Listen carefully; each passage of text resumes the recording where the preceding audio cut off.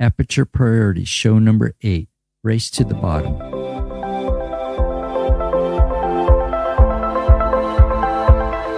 Welcome to the Aperture Priority Podcast, an Avila Studios production where it's all about photography and fun. Now open up that aperture and let some creative light in.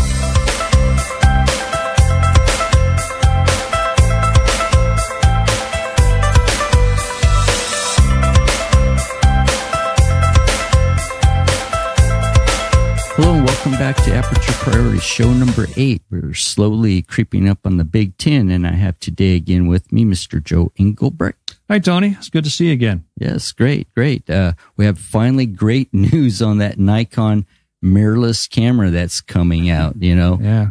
It's finally out there, and they did release a little teaser video. I don't know if you got a chance to see it. I did, and like everyone else, it was a dark video, and it showed the ring mounting, lens mounting ring of light, and it's proportionately huge compared to the body, and that caused all kinds of speculation. And exactly, yeah, the specs, with the patent for the very fast lens, what is that, a 0.95 0.95 lens, and then there's speculation about creating an adapter so that the old f lenses could fit on the new body, and there will be a new set of lenses. All these things are going to shake out, but the thing I just learned is that they're supposed to make an official announcement August 23rd. Yes, I saw that last night. I was on there again today. They had a little bit more information. One of the interesting things, and I know they were criticized over the years, and they were also praised for keeping the original F mount. Right. And I believe it was a 44 millimeter lens opening. And over the years, when Canon went to their EOS mount, which they went to a bigger opening, because I think Canon, saw like, hey, if we're going to get faster glass, let's make the change now. Yes. And it seemed that was a great move for them. Why Nikon said, no, we're going to support our lenses, even if it's on an autofocus camera. You could still use them all the way back to the mid 50s or so when the F mount came out. So that was good and bad about both things. But the lens mount, I have heard a lot of crazy rumors. I heard it was going to be 55 millimeters, I believe. I think Canon's is 54. The EOS mount, then the Nikon was going to be 55. Now I'm hearing two other rumors. One is it's actually going to be 65 millimeters. Wow. But last night when I got on the rumor mill, they had a little rendering that somebody put out, and they're just speculating the sizes. They drew out the lines and how many millimeters. They actually had it at 73. And I'm like, whoa. Now, two interesting rumors I have heard is that even though this will be your standard 35 millimeter sensor, because they don't need that opening that big, that many people are speculating that Nikon may in the future introduce this medium format sensor. Right. The same one that Fuji uses on their GFX. Because the Fuji opening lens, the mount is 65 millimeters, which will take that size of a sensor.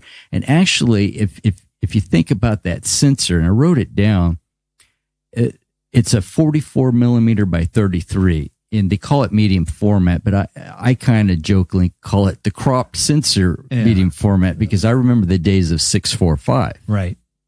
Or 6.6 if you were shooting the Hasselblad. And the reason I bring up the Hasselblad, another interesting rumor I heard that they may try to introduce down the line, they could fit a square sensor in there. I loved shooting the square. The square, yeah. I just loved it. It was a challenge, and I don't know. I don't want to speculate too much, and then you get the final specs and it's a little lens mount and you're like, oh, okay, never mind. Exactly. Now, this could be something great for them because they're killing two birds with one stone. Mm-hmm. It's the kind of the one mount to rule them all. Right. It's going to expand with you in the future, and maybe that's what Nikon's been doing. Yeah, Sony has been the trailblazer in mirrorless camera, but this way, Nikon can just say, "Hey, look at us." Yep, they use the same philosophy that Canon's using for their delayed full size sensor mirrorless camera introduction, and that is we want to get it right. Exactly. And so we're going to do a little bit more research. Well, yeah, that's a great marketing tool, but Sony got it right. Pretty much so. I mean, a lot of professionals have switched over to the Sony platform. Yeah, a lot of video guys too. Yeah. So getting it right, I can understand that. But if you're going to bring out the potential for a medium format in a mirrorless body, now would be the next generation. Yes, and if they should keep the same flash pin configuration, and so when you get into the system, you kind of have a pretty much ecosystem, especially if they bring out the adapter. Yeah, of course you'll have an adapter, but Nikon's been around for so long, where Sony has finally got there, and they do have more lenses. I know many people are saying, well, gee, they're only going to have maybe 3 lenses, but the future, does look pretty bright for them if they get that right and they market it right and they actually do come out with it, Right. Not saying coming next year. I think, Sony's got a pretty good lead on them. Well, Canon is talking about the last I heard with them is that they're supposed to be announcing something in September. Maybe. Yeah, the Photokina shows when they would. Photokina, but then of course there's a Photokina show in May of next year, so maybe it's true. The original rumor was that they were going to roll something out first quarter 2019, and that would make more sense. But getting back to Nikon's mirrorless introduction, I've consistently heard they're actually introducing 2 bodies, and that would make sense if they have a 35 millimeter sensor and a medium format sensor coming out. Now that would make sense to me because I can't imagine them coming out with a crop sensor. They did that and it didn't fare well for them. And I think it goes back to that the product line. Are you going to do a little bit of everything and or simplify it? Because when it comes to crop sensors, I do have a Fuji XT1, and man, Fuji's doing it. Why go compete into something? Yeah, you might as well just aim a little higher. You start having products in everywhere, and then the other thing is then you have to make lenses for crop sensors, right? And that big lens mount does not make any sense for a little while. No, so everything seems to be pointing towards the full crop or full size, and then maybe even a medium format. That could be a game changer in a lot of circles. And what I could tell you about using a mirrorless camera, when you change lenses, that sensor is exposed. Yes. So to have a big opening is just say, "Come on, dust. Yeah, come and hit me. Come and hit me." We're in Central California right now, God, yes. And we're suffering from these wildfires up in the mountains. And I remarked that it looks like we're living on the planet Mars because the sky's red and it's dusty and nasty. Yes, and you don't want that getting on your sensor. No, you don't. So for today's show, I thought we'd add a new. Actually, it was suggested by you. It was a great idea. Had some people from our photo group give some questions, and some mail questions about they wanted to hear the more information about. Yeah, and Angela Eller from Angela Eller Photography, I think that's her official name. Yeah, she had this great question. How do I know the sweet spot of a lens? And that's a great question. Well, I take it to mean she's talking about the physical properties of the ability of the lens to produce a sharp image through that through diffraction. And I remember 3 or 4 years ago doing a workshop on finding the sweet spot on a lens, and you take a lens and you take it to its minimum aperture and its maximum aperture, and then you'll see that it isn't quite as sharp an image as you might expect. It doesn't matter what quality of lens you're talking about. All lenses suffer from this limitation. It's physics. And so I did this workshop, and I showed that, at f/22, this is the soft. I had a target, a photographic target, and the crispness of the image was not there. And so, and then at f/2.8, it wasn't there, but around f/7.1, f/8, it was crisp. And I had more than one photographer tell me that obviously I hadn't focused in between shots. Mm-hmm. Not the case. It's an exercise that every lens that you own, you should go through. Put it on the camera and shoot a stationary target that has a good focus plane for you. Set it on tripod and set the focus on manual. And the only thing you change is the depth of field, the f-stop, and shoot a series. And then put it on a computer screen and zoom in, and you will see the difference. And you will be able to determine what the sweet spot is. And it varies. For example, a lot of the professional lenses and that I've been using, it's around 7.1. That seems to be the sweet spot. Mm-hmm. And it's also going to vary if you got a variable zoom. Exactly. So you have to take that in consideration. Yes. I found out that the hard way when I was in taking my photo classes. My photography teacher told the class what to do.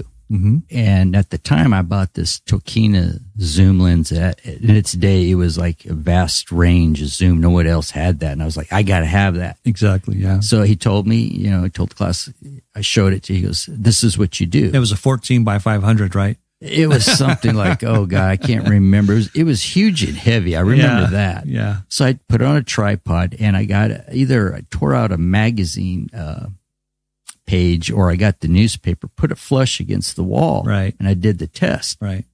And to say the least, I was horrified. Yeah.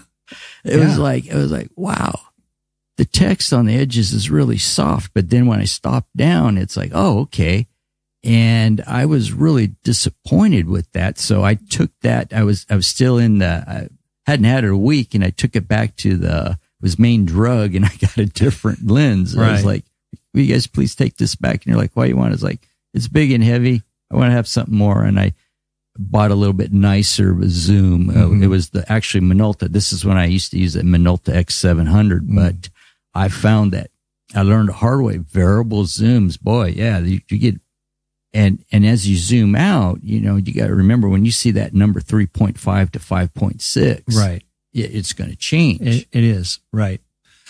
So the answer to the question is every lens has a sweet spot, and you probably should determine that sweet spot for every lens. And it's a simple little procedure. And I could see that being good information, because if you're going to do a portrait, and everybody says, well, shoot it at f/8. Yeah.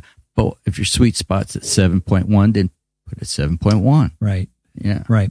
Now, it'd be easy to overstate the problems of these lenses, but to the casual eye, you can't even tell when you have a normal size image. So I don't want to overemphasize the softness of the extremes at the high aperture and the low aperture, but it's there. It's there. And if you're really, if you're trying to create depth of field like a landscape, and the temptation is to push it up to f/22, and just understand you're going to get a softer image. So you might want to think about focus stacking that image and shooting a series at a lower f-stop, and then merging them later in Photoshop with a focus stacking feature. Exactly. I ran into diffraction problem, and I told my friend this, and he was like, no, it'd be good. You stop it all the way down. We were doing time shots of getting the water last year when we had all that rain.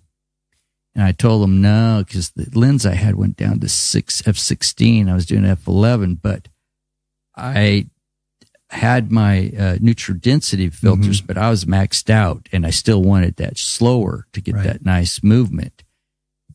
And so they looked great on the back of the screen. But when I brought them into Lightroom, I noticed like, whoa, this looks really the trees look funky, you know, and it's like it's not sharp, but it was on a tripod. I was thinking all these factors, and then I said, no, that's the diffraction. Yeah, if you're around 16 or so, that's the answer. Is there is a sweet spot.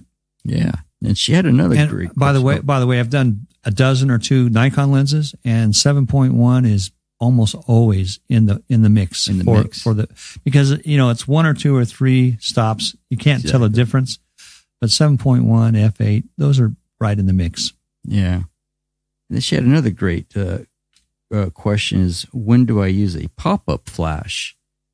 And I think the current Nikon I'm using is the first one I've used in a while that didn't have one. I've only used them. And I use them. I think it's a company called Interfit, or it's one of those companies that they make this little thing that slides on the flash mount, that has a little diffuser. So when you pop up the flash, it's got this nice little curved thing.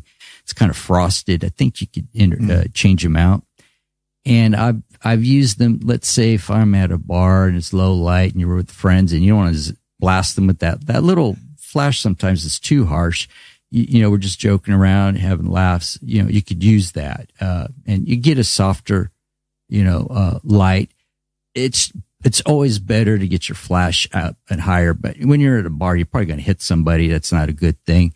But the other nice thing I've used it, Wait a minute, what are you doing in a bar anyway with a camera? With a camera, and they're like, "That's what your iPhone's for. What's wrong with you?" Exactly. I've used it in macro photography. If I needed to give it just a bit of a fill, when I was up all the way up North Fork, when I found when my friend pointed out, hey, that's a little scorpion, and I shot the problem with the scorpion, he was too much, the coloring, he blended into the wood. So I go, you know what? I'm just going to give it a bit of a pop-up flash, just that little bit, and put that little sheen on him that you could tell, oh, okay, looks, there's a creature there. He has some reflectivity. According to Nikon, you should use the pop-up flash all the time. It's the best thing in the world. Fill flash, but you put a lens on your camera that exceeds 3 or 4 inches in physical dimension, you're going to get a shadow with that little pop-up flash. So that's pretty much worthless. But I too use a pop-up flash, when I'm photographing small things, just like you said, outdoors in the shade, small critters, bugs, wildflowers. I can be standing 4, 5, 6, 8, 10 feet away with a 200 millimeter lens, and that flash will give it just enough light to make the target, the image that I'm trying to create, stand out from the darker background. Mm-hmm. That is an excellent use for pop-up flash. Yes. Also, if you want to light the eye sockets of a portrait outdoors and you don't happen to have anything else, use the pop-up flash. But man, that should not be your bread and butter go-to. No. The only other time I used to use it a lot, when I used to use my D200 all the time, at the time, I would use that to trigger my my Nikon flashes. Your real flashes. Yeah. Yeah, there you go. But the bad thing was line of sight. So I would always have to flip it around and try to get everything. For Nikon's, what they would call their CLS system, I didn't want to buy the controller just for that. I could do it with the pop-up flash, and you go back to the menu and tell it, just use it as a trigger, and it worked great. But now everybody's got a radio, but in a pinch, you could use that to trigger another flash. Sure. Exactly. Yeah. It's a good instrument if you know how to use the tool and when to use it. Absolutely.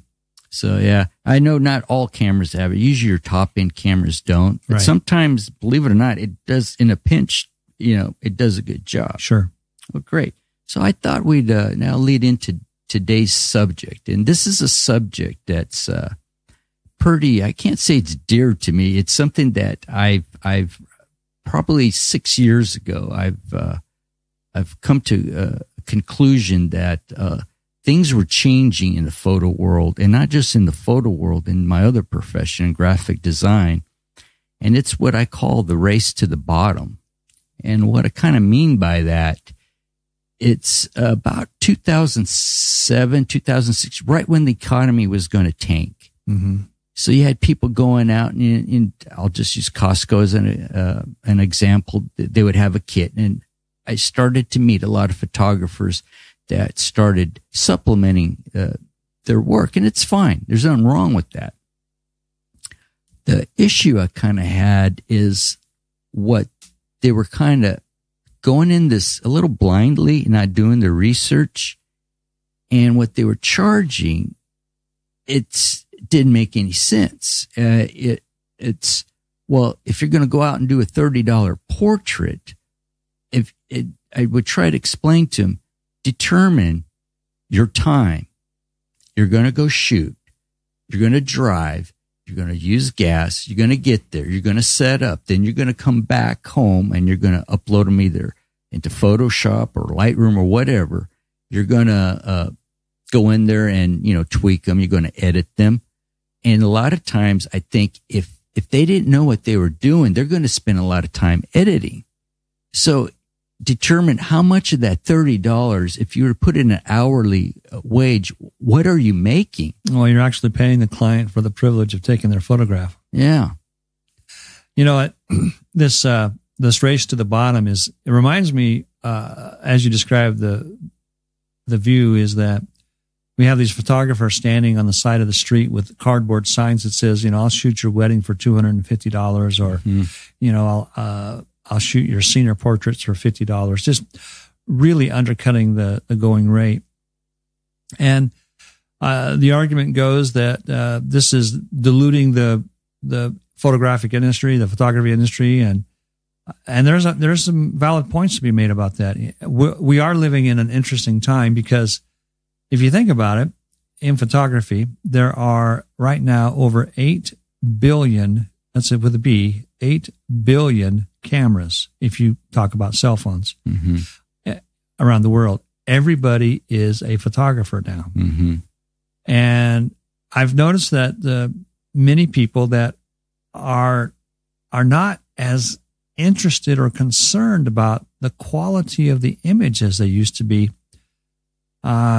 because there's been such a dilution of the quality. I was talking to a young newlywed, and they were talking about putting pictures together for their reception. And so the images that they showed me were, shall we say, they were selfies taken in dark rooms without flash. They were blurry.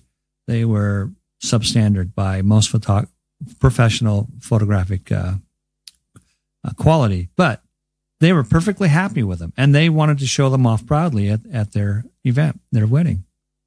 So there's two things at work here. There seems to be a race to the bottom for pricing, but there also seems to be this lowering of standards for expectations of what you actually get.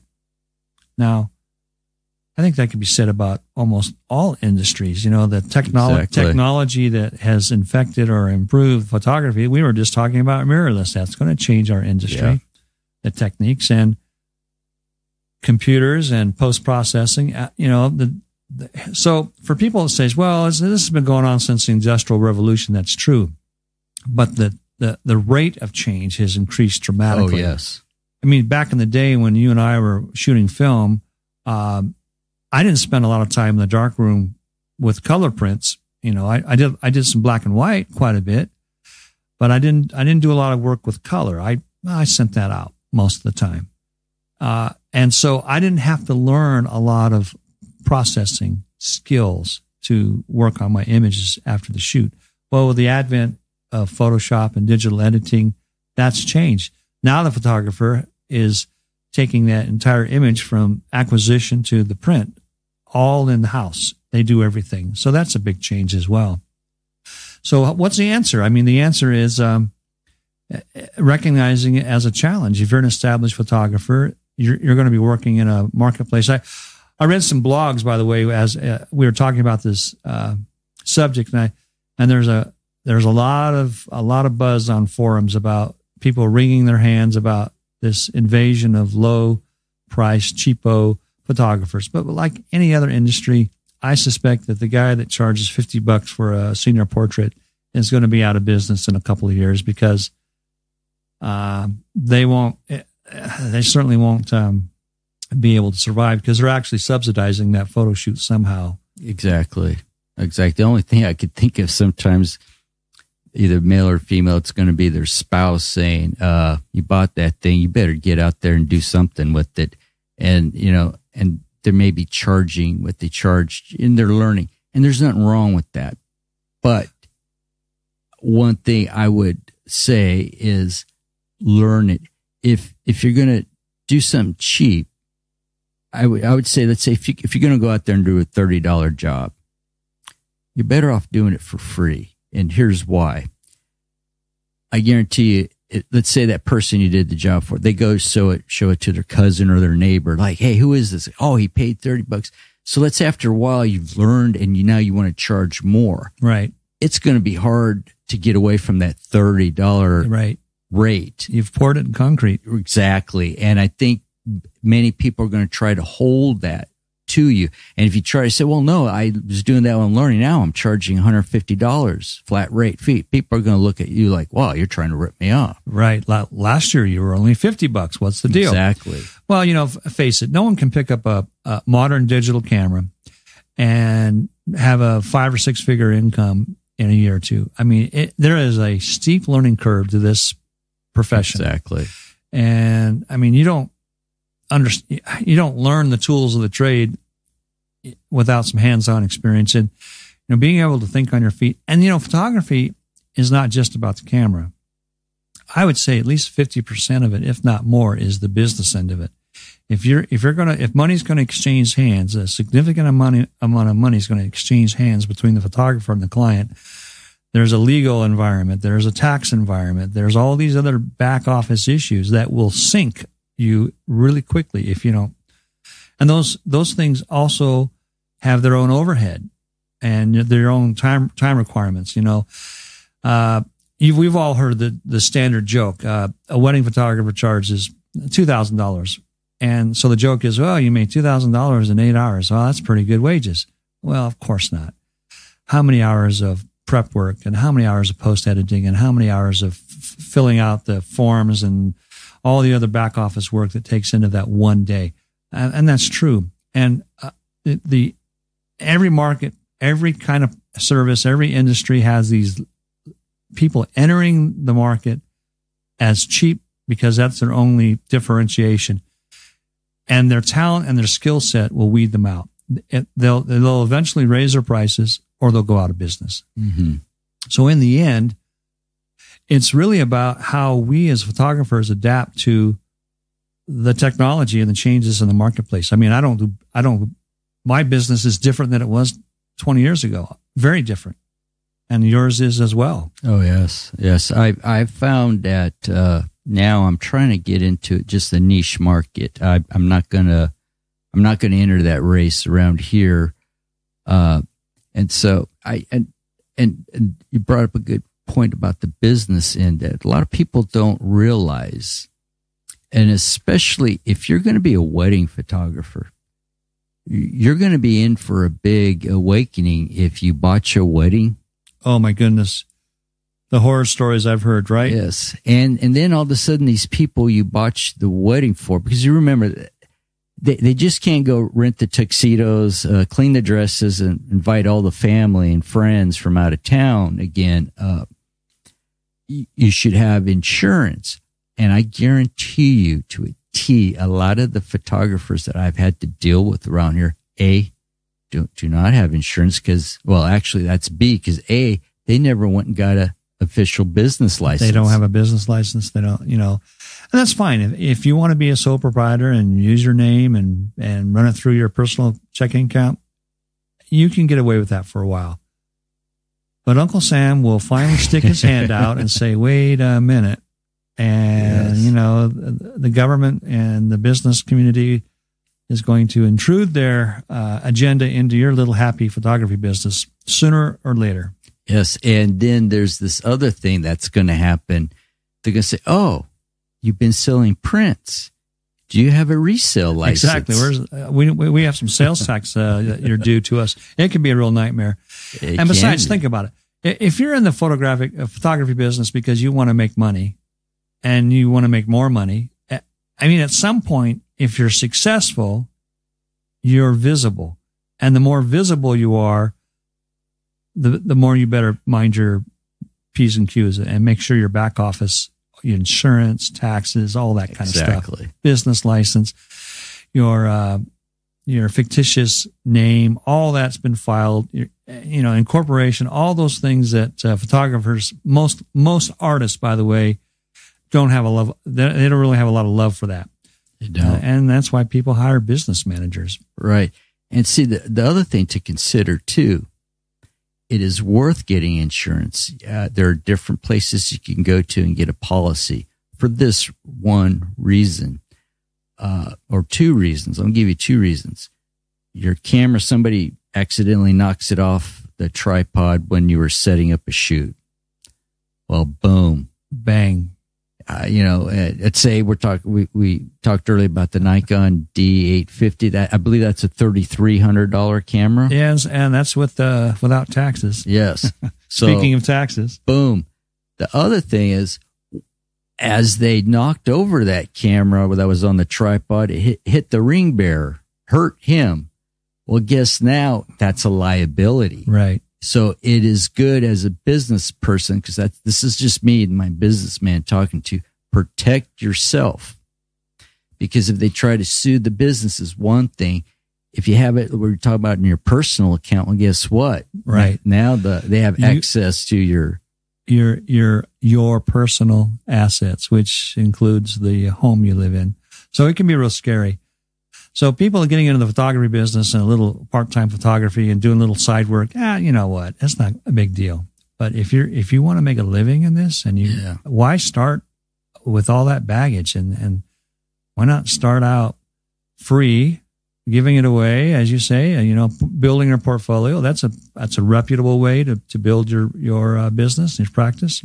And then when you're ready, this is going to be my rate. This is me. This is it. Right. Right. But, that's what I've been doing for the last 5 or 6 years, is consulting with talented people about the office, the back end, because without that, they are exposing themselves to risks they don't even know about.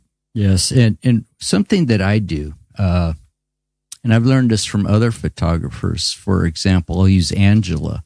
A few years ago, I got called to do a senior portrait, and I was going to go up into the Three Rivers area because I had a friend who had land there in the foothills of the Sequoias. Yes, and the river goes right. It's right in his backyard. Goes through there, and I said sure. And I hadn't done a portrait in a while. A lot of the things I had been doing, I had a big commercial job to photograph the inside and outside of homes for this custom builder around here.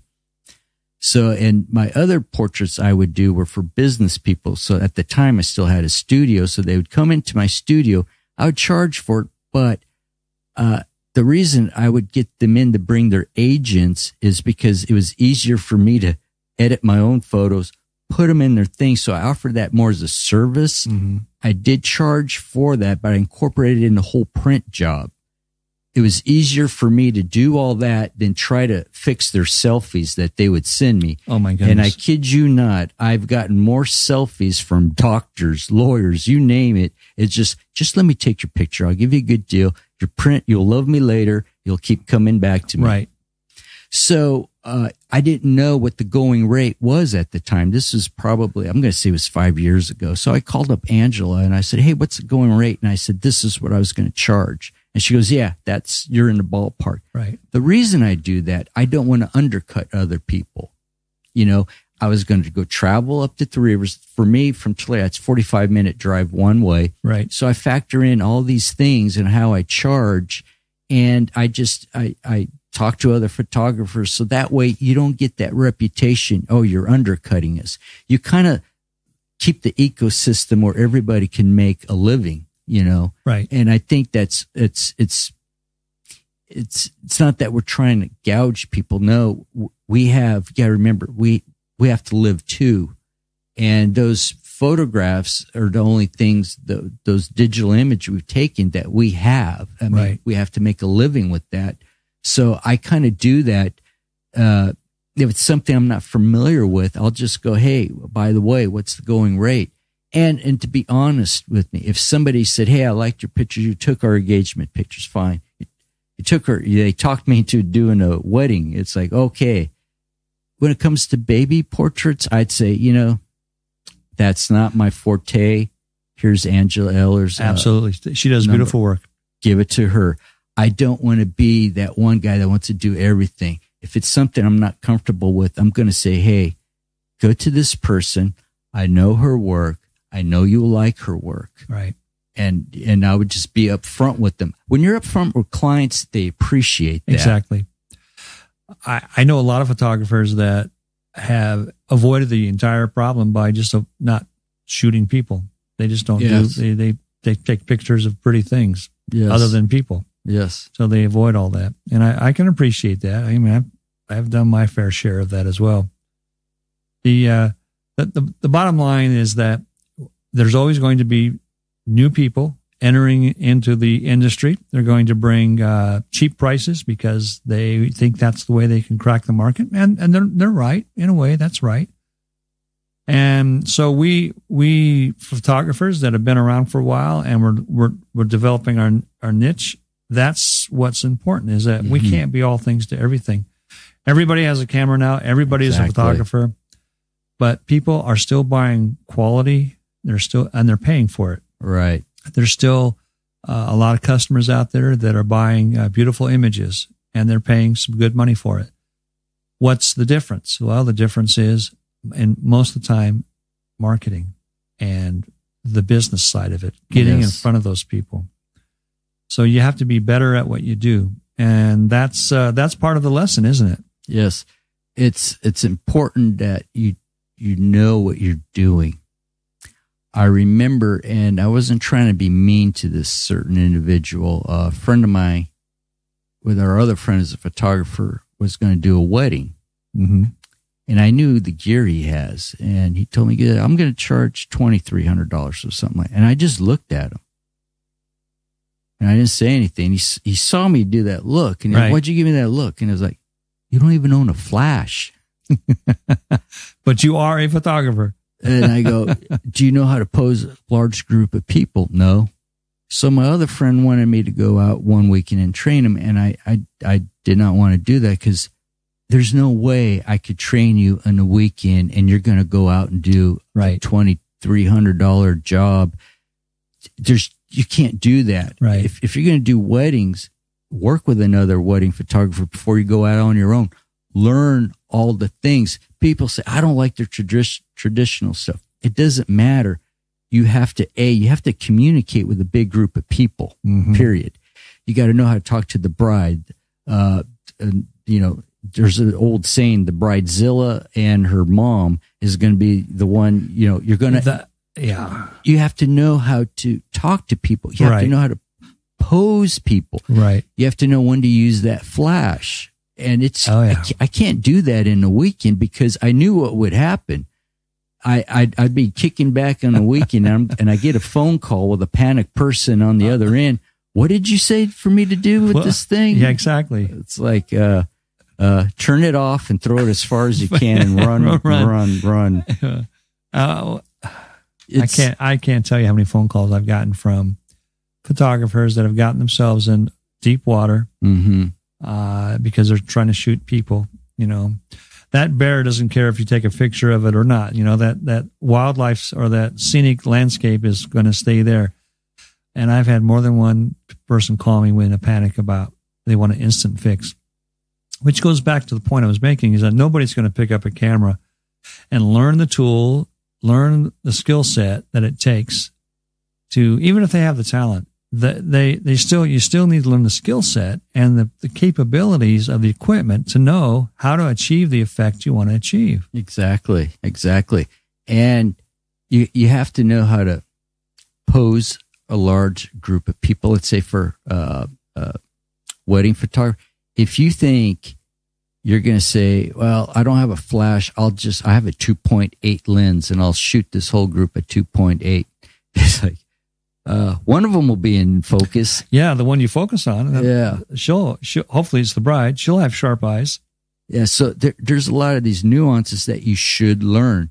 And, I would, if you want to be, let's say, something you want to get into, maybe you can, work with a wedding photographer either for free or they'll pay you. Because sometimes what I could tell you, and I've done 2, 3, 4 weddings. I need somebody there with me. To do one by yourself is a nightmare. It's inviting disaster. So you could do that. Get your craft up. You know, a lot of weddings, the photographer drives the itinerary, right? Because the photographs are so important. That photographer drives it. You know, we're going to go here and take the group pictures. Then we're going to do mom and the bride over here. And then, we're going to start the bride walking down the aisle after I've arrived here. So the photographer has a huge role in that wedding. And that is incredibly difficult, if not impossible, with one person. I mean, it can be done. Yeah. I've seen professionals do it. They've got 3 cameras strung around their neck and they're running around like a wild man or woman. So there is so much more to it than just picking up a camera from a Costco kit and announcing to the world you are a photographer because someone said to you once, you know, you have a good eye. Yes. Well, you know what? Everybody has a good eye. I'm pretty sure of that. We all have an innate ability. Some of us just have more of it than others. Right. There's a funny story that my photography teacher told me one, Jeff Killian. Back when they started videotaping weddings too. Well, he learned the photographer had to talk to the video guy. Sorry. And he was telling me why this is important. Back then, those old VHS or Betamax machines, yes, it would throw out this infrared beam to focus. Right. And he said he came back from his wedding the first time he had to work. And all the pictures, this little red dot. So you kind of, as a photographer, you have to know a lot of things. You know what I did with when I photographed my friend's wedding last August, even though his wife, her father he's the Baptist pastor in not Delano, Dinuba. There's something I learned from my friend Roger. We go to him and say, is it all right?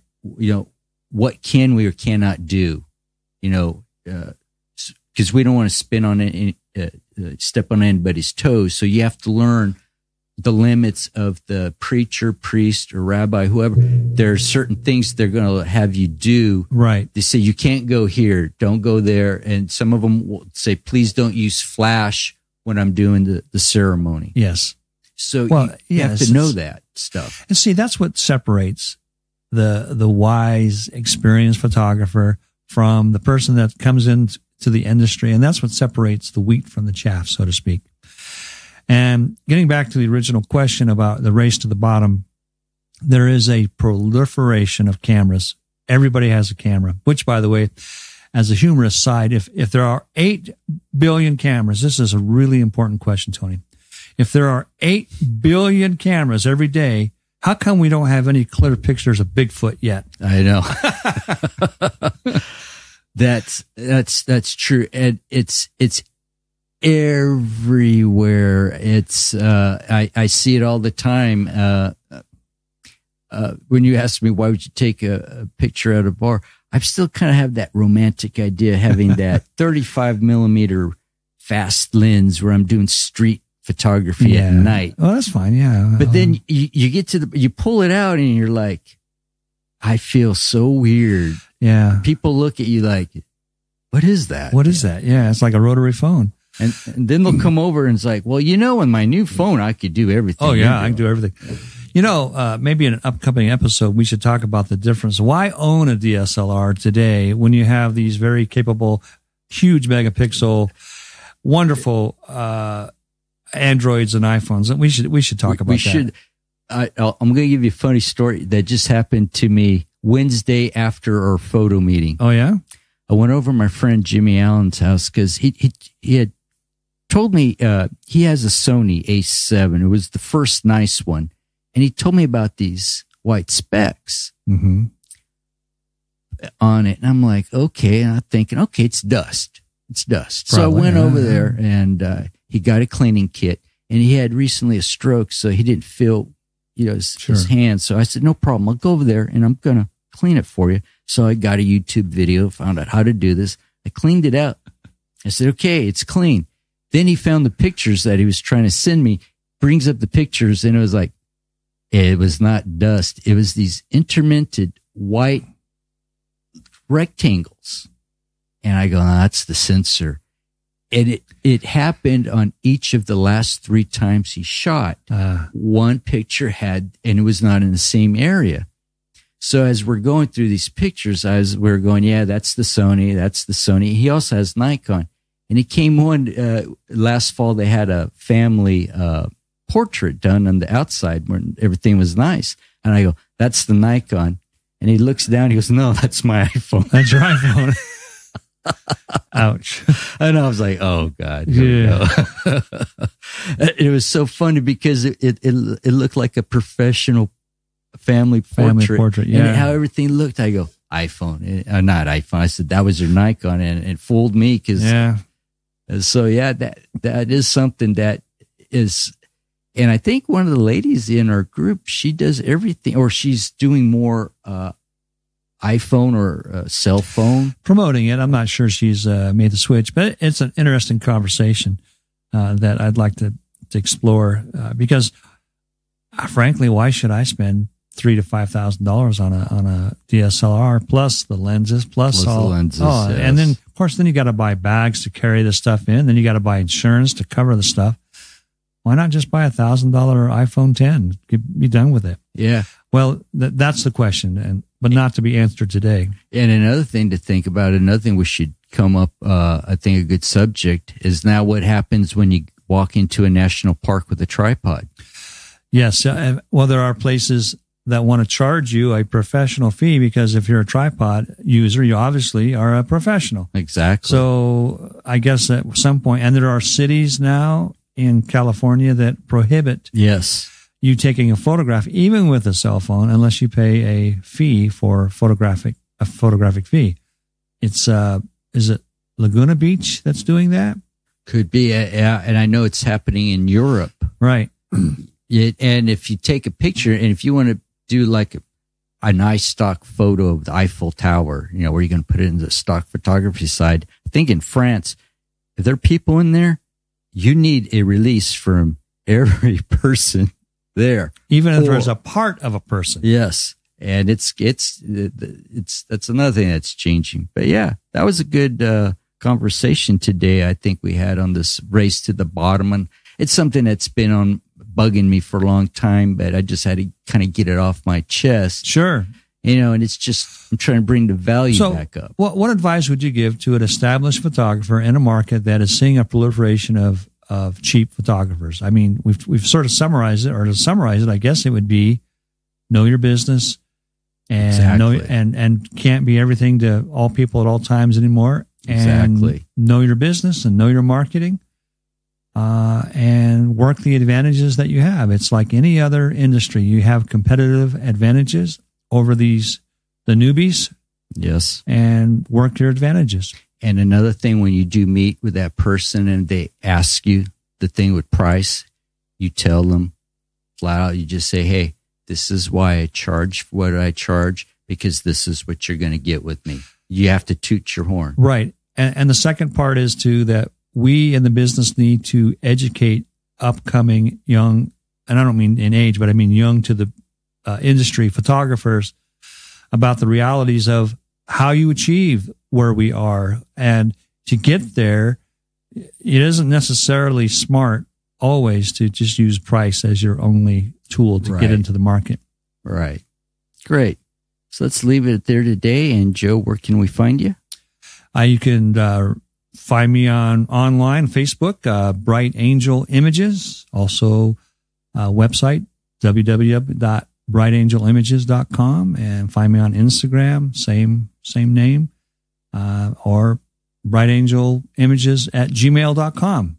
Oh, okay, great. I didn't put your Gmail because sometimes I thought, oh, well, what if he gets a flood of things? You get spam. Well, I got a little filter now. Oh, okay. It's not too bad. Okay. Everybody could find me here at the website, avilastudios.com, Tony Avila64 at Instagram. And now I did make an Aperture Priority podcast page welcome to the Facebook. 21st century.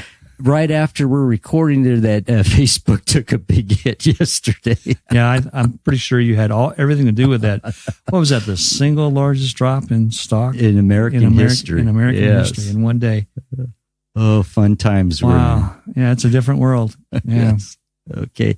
Great, everybody. And don't forget to open up that aperture and let that creative light in. Thank you.